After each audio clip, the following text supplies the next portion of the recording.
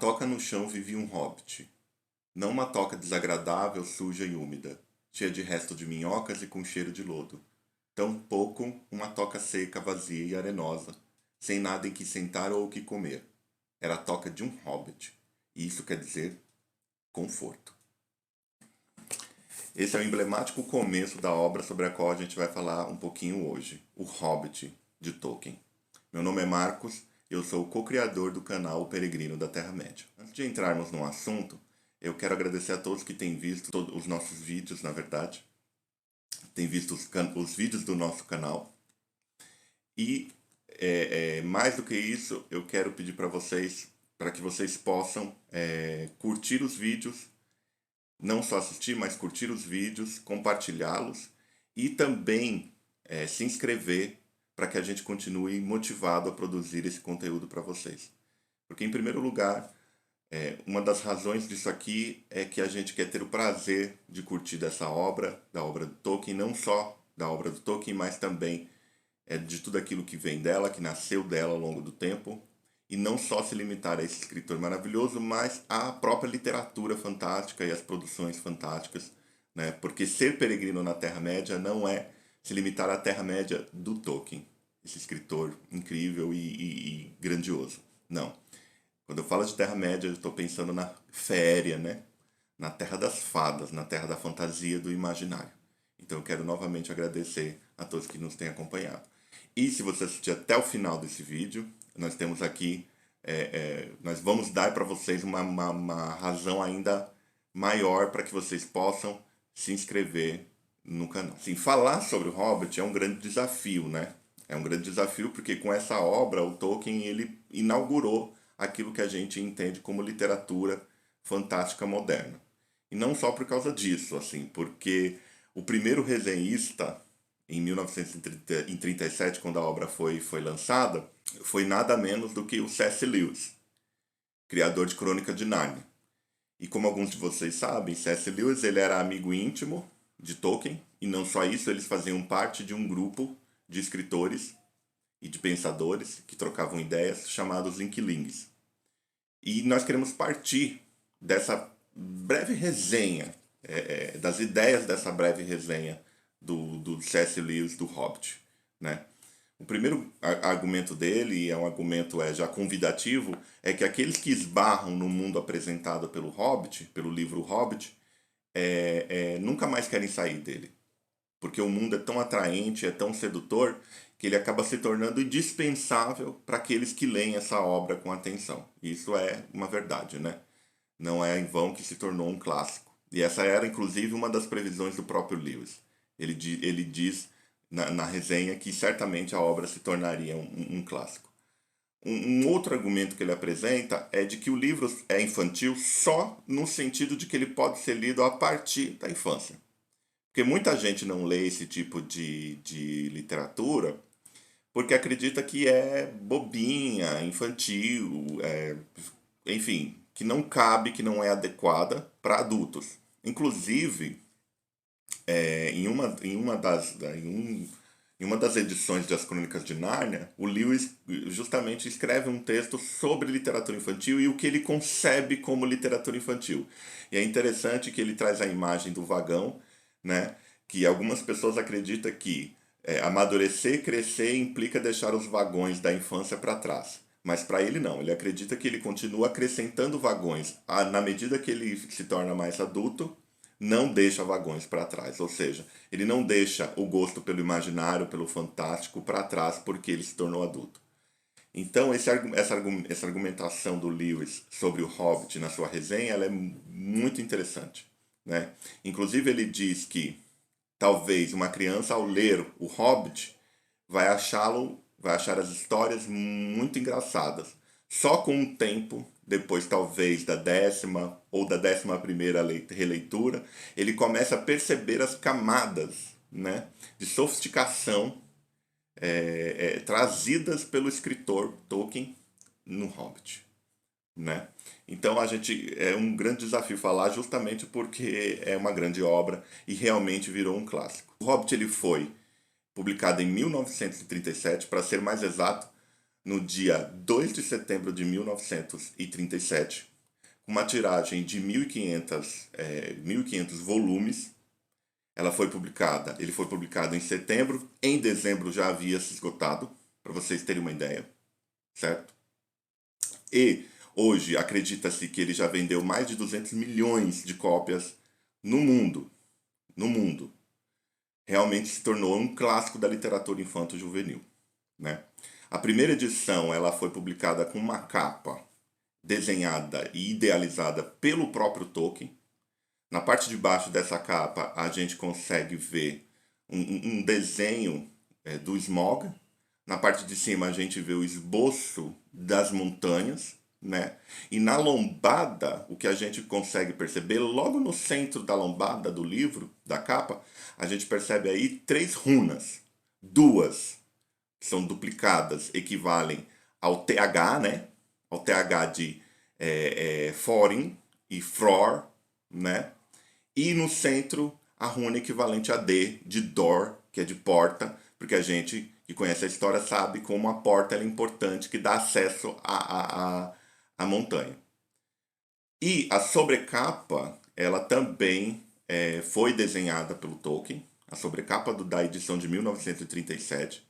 E como a gente consegue perceber, ela tem uma estrada aí como eixo central, como vários dos desenhos e das gravuras do Tolkien sempre tem um eixo central, né? Não é onipresente esse eixo, mas nesse caso nós vemos aí uma das suas marcas.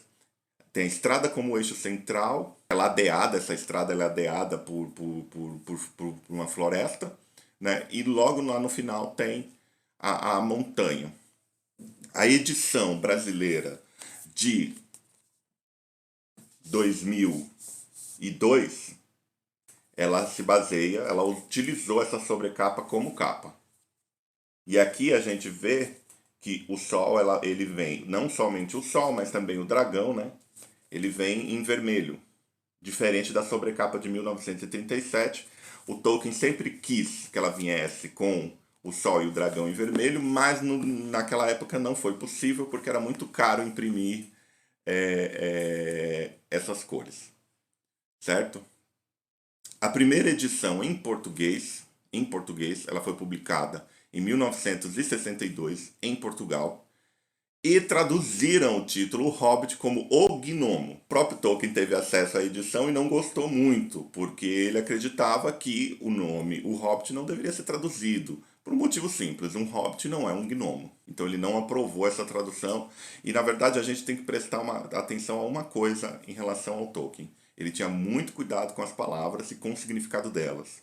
Como filólogo, como linguista, ele utilizava as palavras de maneira muito cuidadosa, certo? E de maneira muito estratégica. Então existia ali também um recurso estilístico. Então, assim, essa questão de tradução ela é muito importante quando a gente vai pensar num escritor desse tamanho e tinha um cuidado tão grande. E não só em relação ao próprio Tolkien, mas em relação à literatura como um todo, né? Porque quando a gente pensa na literatura, a gente pensa não só no conteúdo. Por exemplo, se a gente vai ler um romance, a gente não tem que pensar só no seu enredo.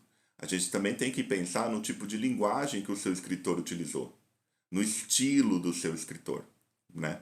Então, ao ler, por exemplo, um romance que é traduzido de um outro idioma, a gente tem que tomar cuidado para que edição a gente está tendo contato.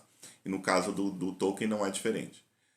No Brasil mais especificamente, a obra foi publicada em 1975, pela Arte Nova. Mas não é sobre... E a gente conhece a história, né? O enredo da obra é conhecido, porque inclusive foi adaptado pelo Peter Jackson para o cinema. Talvez a adaptação mais recente de O Hobbit, né? É a história justamente desse personagem, o Bilbo Bolseiro, que sai da sua casa, da sua zona literalmente de conforto, né? Do condado, que é um lugar pacato e bucólico, né? E pacífico, e vai em direção a uma aventura junto a 3 anãos e um mago, né? Inclusive ele foi colocado no meio dessa jornada de maneira inusitada, não foi de maneira voluntária a princípio, ele foi lançado, foi jogado nessa aventura, né? E assim, o que a gente vê no enredo é um romance de formação. Uma das características do Hobbit é justamente ser um romance de formação, porque a gente acompanha justamente o crescimento desse personagem Bilbo Bolseiro. Desde o momento que ele sai da sua casa no condado, até o momento que ele consegue ajudar os anãos a recuperar o seu tesouro, que estava sob o domínio de um dragão, que é o Smaug, né? Sobre a Montanha Solitária. Então a gente vê justamente aqui o crescimento desse personagem. É um romance de formação. Além de ser um romance infanto-juvenil, também é um romance de formação. Isso que é muito interessante quando a gente adota essa perspectiva na leitura dessa obra, né? Porque aí a gente acompanha como ele vai amadurecendo. Aí a gente acompanha a forma como ele vai amadurecendo, a forma como ele vai crescendo. Mas a gente não quer falar só sobre esse livro em específico. A gente quer falar sobre uma edição especial, né? Uma edição especial. Essa edição aqui do Hobbit anotado, tá? A gente quer falar sobre essa obra especificamente. Aí no final do vídeo a gente traz a novidade, ou melhor, o incentivo para que vocês possam se inscrever no canal. Tá? Essa edição, o Hobbit anotado, e o autor, né, das anotações é o Douglas Anderson. Ele é um especialista em literatura fantástica e em literatura medieval. Ele publicou essa obra em 1988 nos Estados Unidos, justamente para comemorar o 50º aniversário da edição norte-americana. Porque o Hobbit ele foi publicado em 1937 na Grã-Bretanha, e foi publicado em 1938 nos Estados Unidos. Para comemorar o 50º aniversário, ele lançou essa obra aqui em 1988, que teve uma reedição revisada e ampliada em 2002. Tá? E essa obra ela é extremamente interessante, extremamente interessante. No Brasil, ela é bem recente, a edição ela é bem recente, que ela é de 2021. Então estamos aqui com uma obra que não necessariamente não acabou de sair do forno, mas ela é bem recente. E eu gosto dessa obra, eu tenho aqui, como eu já mostrei para vocês, eu tenho aqui essa edição que veio com um box da Martins Fontes, né, de 2002. E ela é bem bonitinha, ela é bem interessante, né? Mas essa daqui, ela é especial. Ela é especial. Em primeiro lugar, eu quero compartilhar com vocês algumas impressões minhas de alguém que ama os livros, que ama esse objeto livro, né? Que sou bibliófilo do jeito que eu sou. O primeiro lugar é que é o tamanho, né? Assim, é uma obra enorme, assim, e muito bonita, né? Inclusive aqui o centro da capa é justamente uma gravura e um desenho colorido do Tolkien, do Smaug, né? A gravura completa mostra também o Bilbo, né? Foi desenhada pelo próprio Tolkien. Esse é o primeiro elemento do livro. O livro é belíssimo. Assim, é um livro muito bonito para você ter na sua estante, em primeiro lugar. A segunda coisa diz respeito ao conteúdo, a introdução. A introdução que o autor, o Douglas Anderson, traz, ela é muito boa. A princípio, ele traz um resumo da biografia do Tolkien, e depois ele já parte para a apresentação mais geral da obra em si, e não só da sua publicação, mas dos seus antecedentes e das suas possíveis influências. Ou seja, das fontes que influenciaram justamente o Tolkien a criar essa obra. E é muito legal, assim. E também, de certa forma, é uma homenagem ao próprio Tolkien, porque a obra ela é muito filológica, no sentido de que ela compara várias edições. Não só as edições, né? Porque, assim, o Tolkien escreveu a obra, como eu disse, ele publicou, na verdade, a obra em 1937, e quando O Senhor dos Anéis foi lançado, já na década de 50, e alguns dias fez o aniversário do lançamento da Sociedade do Anel, quando ele lançou O Senhor dos Anéis, ele fez alguns ajustes no Hobbit, justamente para tornar as histórias mais coerentes. Claro, não foram ajustes muito grandes, no sentido de que ele mudou partes inteiras e mudou a essência de certos trechos. Não, ele só fez pequenos ajustes para tornar as duas obras mais coerentes, para fazer aqui que esses dois livros, esses conjuntos de livros, se conversassem melhor. Né? E nessa obra aqui, o Douglas Anderson ele traz justamente, com notas laterais ao texto final, ele traz essas edições, né, esses trechos, né, que foram mudados. Isso é bem legal do ponto de vista filológico, para aqueles que têm interesse justamente de comparar edições, para talvez acompanhar o processo de criação dessa obra, né, e de maturação de uma obra, porque uma obra ela não nasce completa, ela não nasce finalizada, pelo contrário, ela vai sendo finalizada ao longo do tempo. Né? Então, um dos pontos interessantes é essa introdução, é essa pegada mais filológica, certo? E não só textual, mas também não verbal, porque ele traz muitas ilustrações. Não só do Tolkien, mas ilustrações de outras edições. E isso é interessante. Por que é interessante? Porque o Tolkien também desenhava. Né? Ele também desenhava. Então ele tinha certos critérios. E é muito legal quando a gente tem contato com esses desenhos do Tolkien, porque a gente percebe mais ou menos o que ele tinha em mente do ponto de vista visual do mundo que ele estava criando. Né? E as outras edições em outros países, algumas inclusive passaram pelo escrutínio, como eu disse, da edição que foi lançada em Portugal, passaram pelo juízo do próprio Tolkien. Né? Ele tinha alguns volumes na sua biblioteca das traduções da obra. Né? Porque a obra, como eu disse, ela foi vendida, acredita-se que ela vendeu mais de 200 milhões de cópias e foi traduzida, acho que em cerca de 40 idiomas, para vocês terem uma ideia. Então, a primeira coisa que eu acho, repetindo, interessante nesse livro é o livro em si. Ele é muito bonito, é um livro muito bonito. Outro conteúdo, a apresentação é muito, muito legal. E quando a gente lê o texto, ao anotar, a história, ele lança a luz sobre certos aspectos e deixa a obra muito mais prazerosa para se ler.